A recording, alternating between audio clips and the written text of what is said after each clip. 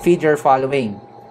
So, dito sa feed your following, syempre, nasabi ko na rin, yung focus po natin dito is pagbigay ng information na makakatulong sa mga target audience mo. So, dito, kapag once nagpo-post po kayo sa social media, ano ba yung mga sasabihin mo? Kailangan yung mga information na talagang makakatulong po sa mga target audience mo. Syempre, yung target audience mo dyan, kailangan kilala mo sila, hindi yung basta-basta na magpo-post ka dyan, okay na, no? Basta, bahala na si Batman. Di ba? Yung parang sinasabi ko dito lagi is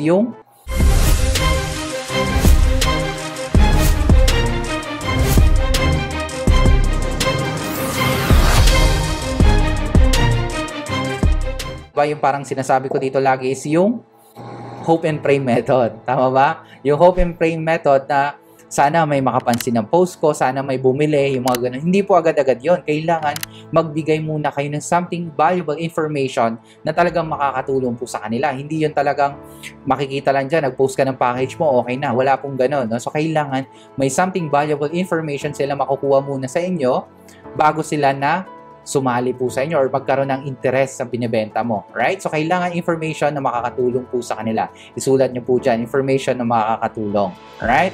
Next naman, ito ba'y magbibigay sa kanila ng inspirasyon, motivation, magbigay ng paraan, no? Na para sila ay kumita, etc. Ayan. So, kailangan yung binibigay mo dyan na information na something makakatulong po sa kanila. So, how to easily attract prospects or customers? So, nabanggit ko yan. No? Paano ba natin ma-attract yung mga prospects or customers natin? So, type attract muna dyan sa mga nakikinig. Okay. So, paano ba natin ma-attract yung mga prospects natin? Ito po yung tinatawag na, ayan, branding. Ayan yung branding. Yung sinasabi ko kanina, how to create your branding, create your personal brand. Dito po kasi sa branding, syempre, brand yourself as an expert. Kailangan, no, kahit na nagsisimula pa lang po kayo, newbie ka pa lang sa business, kailangan ma-brand mo na yung sarili mo as an expert. Kasi kapag once na yung mindset mo, as a newbie pa lang, sabihin natin, uy, bago pa lang ako sa business wala pa ako masyadong alam. So, ganun yung mga mindset natin lagi, right? So, kailangan, yung mindset mo na is parang expert na yung mindset mo para yung mga prospects na yan, yung laging kung gusto mo ma-attract yung mga prospects mo na yan, kailangan expert muna kayo. Maging mindset mo dyan, expert ako, expert ako. Siyempre, hindi lang na yung sinasabi na expert ka, kailangan aralin mo muna yung business mo, no? Kailangan, since na yung mga prospect mo, wala pang alam about sa business, di ba? Yung ginagawa mo, kailangan aralin mo yung business mo para dahan-dahan kang magkakaroon ng idea or meron kang knowledge about your business. Kasi kapag once si prospect nagtanong, ano ba yung business mo? Wala kang alam. So, ano mangyari yan? Kapag wala kang sagot sa kanya, siyempre, maghanap ng iba po yun. Tama ba? Ayan. So, kailangan expert. Kasi hindi naman ibig sabihin na expert ka talaga dyan. Kailangan na meron ka lang alam dun sa business na ginagawa mo. Kumbaga, one step ahead ka sa kanya. Na kumbaga, kapag once nagtanong si prospect, may alam ka sa ginagawa mo. Okay? Alam mo kung ano yung products na binibenta mo, alam mo about sa company mo, alam mo kung ano yung mga services na pwede mo maibigay po sa kanya. Okay? So, kailangan tanggalin na po natin yung newbie mindset. Ayan, type expert muna kung naiintindihan mo yung sinasabi ko. Ayan, kailangan expert mindset po kayo kung gusto niyo talaga magkaroon ng sales. Kasi kung sinasabi mo lagi newbie ka, ma-stop talaga yung growth mo dyan. Newbie ka lang. Pag sinasabi mo lagi newbie kasi, ang mangyari, na-stuck na newbie ka pa lang. Kailangan mo mag-grow. Kailangan mo talaga matuto para maging expert po kayo. Kasi kapag expert, talagang non-stop po yan na learning. Non-stop po yan na pagiging estudyante. Kasi kailangan may growth po lagi yun. Okay, so next.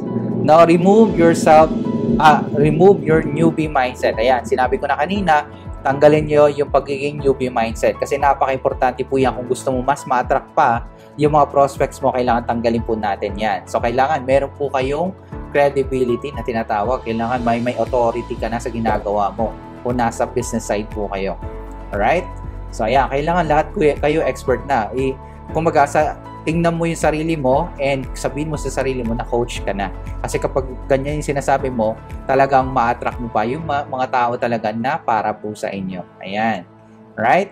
So next, be creative. And syempre, maging creative po kayo dyan sa mga ginagawa mo. Kasi pag hindi po kayo creative, yung mga ginagawa mo is same lang din sa other people or other marketers na ginagawa. So, ano mangyari niyan?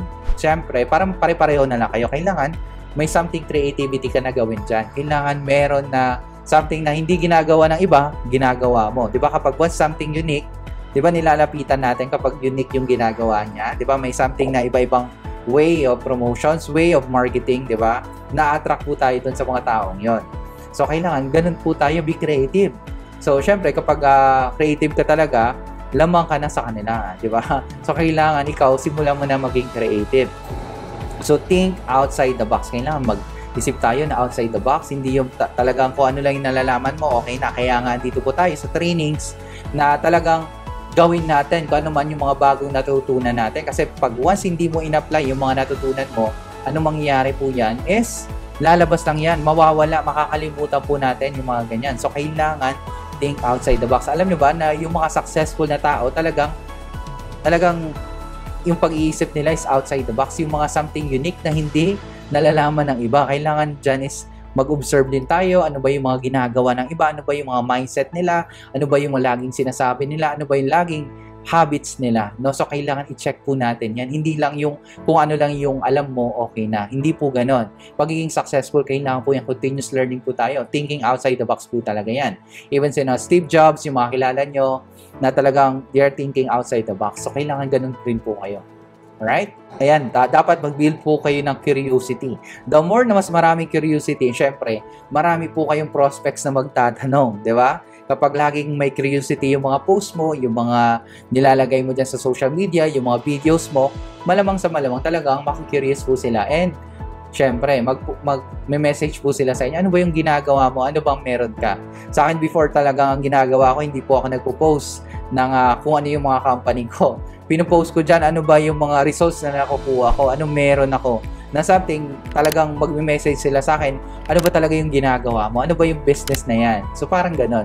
Di ba, mas maganda yung ganon, talaga magtatanong sila sa'yo. Kailangan ipa-curious natin sila kung ano bang meron ka, ano ba yung maipoprovide mo sa kanila. Hindi yung parang lahat dyan i-spill mo na sa mga post mo, hindi. Kailangan may something na pabitin effect. Di ba, kapag once nanonood kayo ng mga movies, di ba, nanonood ka ng mga movies, may mga pabitin pa yan.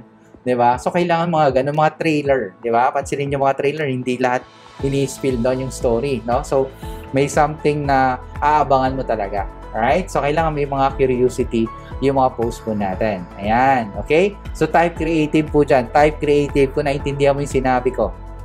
Ayan, type creative. Alright, so nagustuhan mo ba itong video na to? Make sure na mag-subscribe ka dito sa YouTube channel ko and also i-click mo na rin yung bell button para na ma-notify ka sa mga new uploads ko tulad nito and for more online marketing secrets. Okay, so once again, this is Ken Baisa reminding you, always dream big, go in and never ever give up.